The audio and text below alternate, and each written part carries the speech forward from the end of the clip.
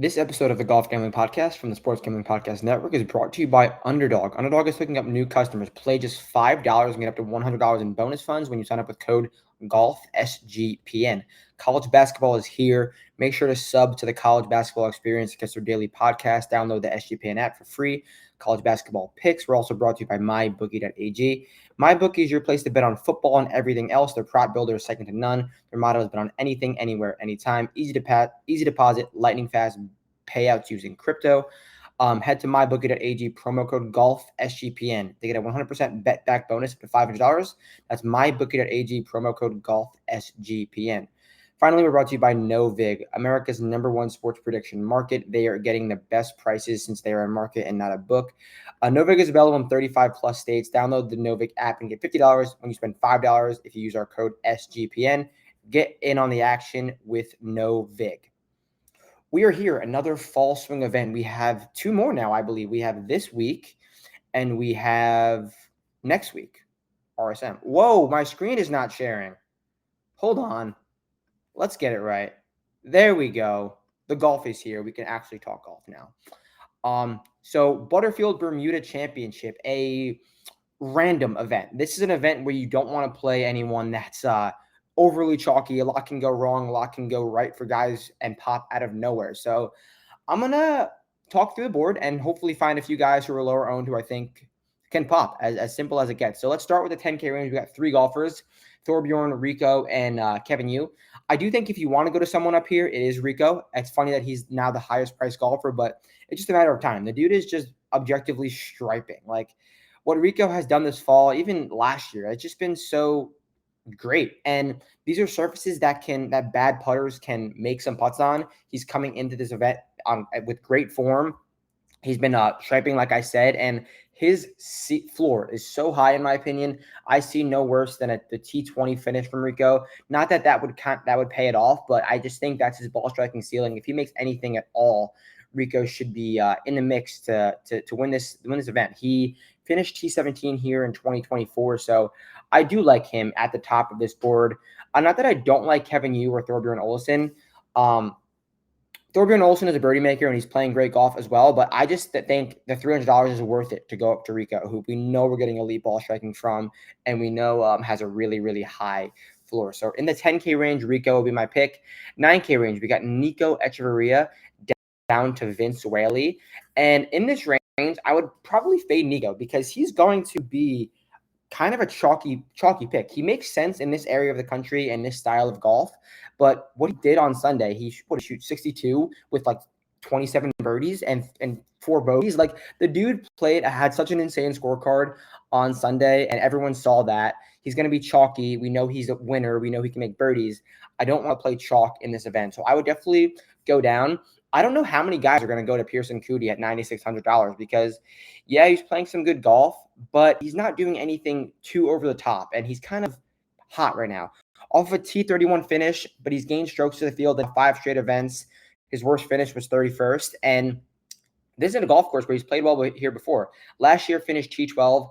I mean, Coody I like a lot because I think that the chalk is going to be with Nico Etch, maybe even Matty Schmid, but I'm fading those two guys. Matty Schmid was all putter last week, so I would go to Coody in the middle of this, middle to upper of this 9K range.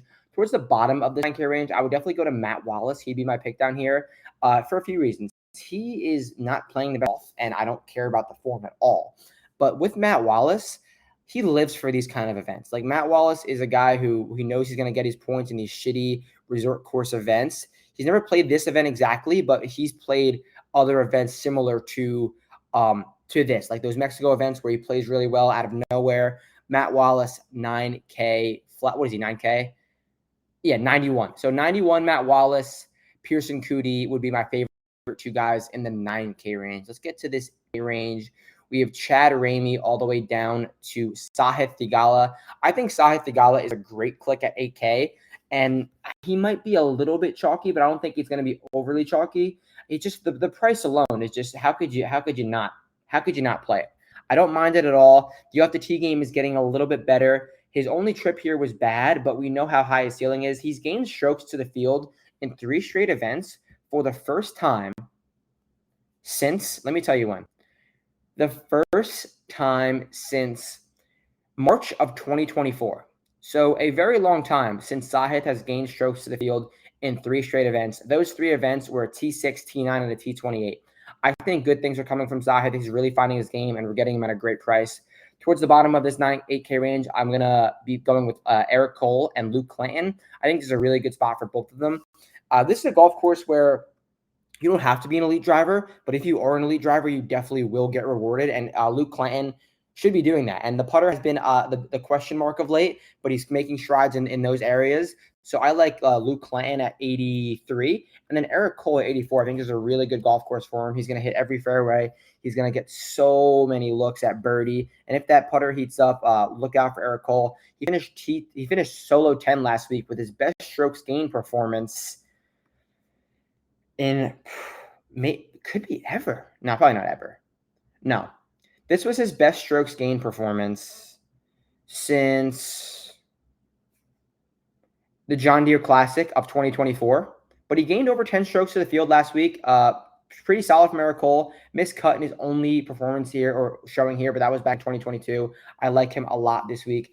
Towards the top of the 8K range, I would fade Chad Ramey. He's coming off of a decent week, but it's been putter. I like Sam Stevens a lot. Sam Stevens he's played, I think, one fall event, wasn't great, but namesake to ceiling, he is in a different class than these guys. He's proved over the spring and summer that he can get into the mix in some better fields. And the approach play is kind of weak from Sam Stevens, but the driver's there, the putter's there. I like Sam Stevens for the price. I think he's a good call. So Stevens here, Clinton and Cole are my guys, as well as Thigala. Vic Perez, I'd kind of watch out for. He's going to be a little chalky. Probably will make the cut, but I don't know if he'll pay it off. Sammy Valimaki, he's going to be medium chalk, good price, maybe high chalk. I don't think I like it because he's $8,200.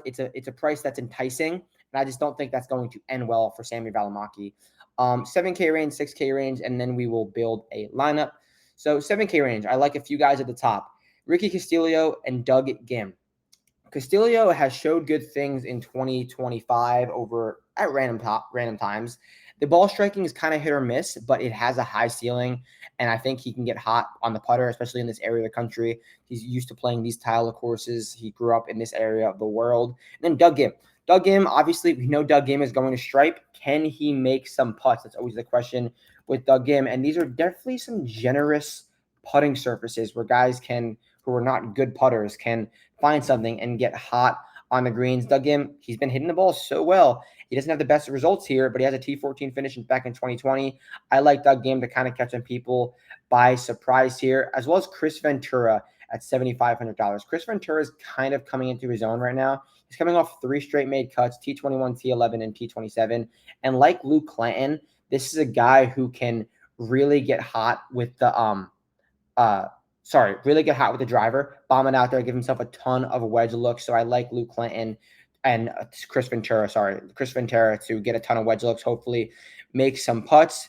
Towards the bottom of this 7K range, Hayden Springer kind of catches my eye. He had a good showing last week. He was on the leaderboard for a tad, kind of a streaky player, another guy who's a plus driver of the golf ball, and the approach play is kind of kicking in. T37 in this event last year. Don't mind Hayden Springer at all. And then Jackson Zuber. Jackson Zuber is really finding his game. He got hot at early part of last year.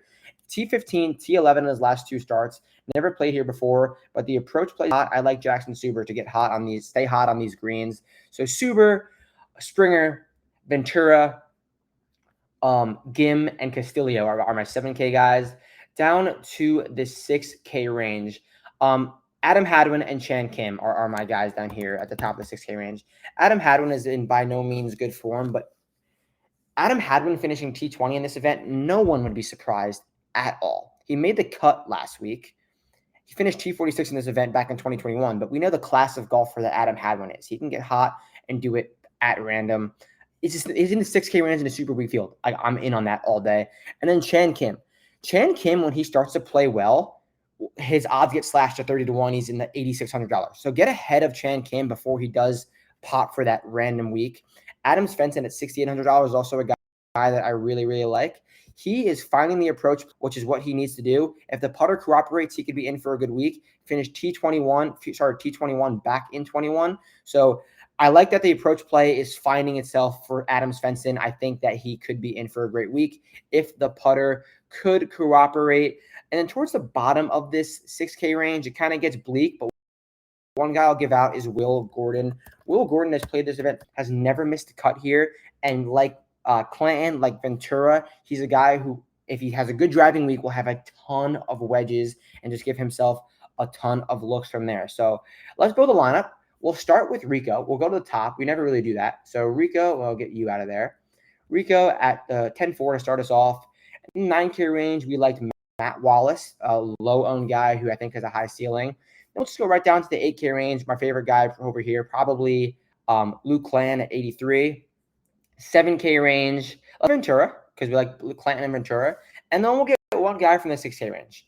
Let's get ahead of that Chan Kim, like we said, and then see what we're left with. We're left with $7,800, a very balanced lineup across the board. Middle of the 7K range, a guy that we liked. Springer we liked. Why not go to Doug Gim? I really like Doug Gim a lot this week. So Hoey Wallace, Clanton, Ventura, Chan Kim, Doug Gim leaves you 100 on the table. Balanced lineup, but will surely be different. So that'll do it. Any questions, you know where to find me. Back with Dom tonight. Betting show. We'll give out our picks. And yeah, one more week of the fall swing. Thank you guys for the support, and we'll catch you soon. Peace out.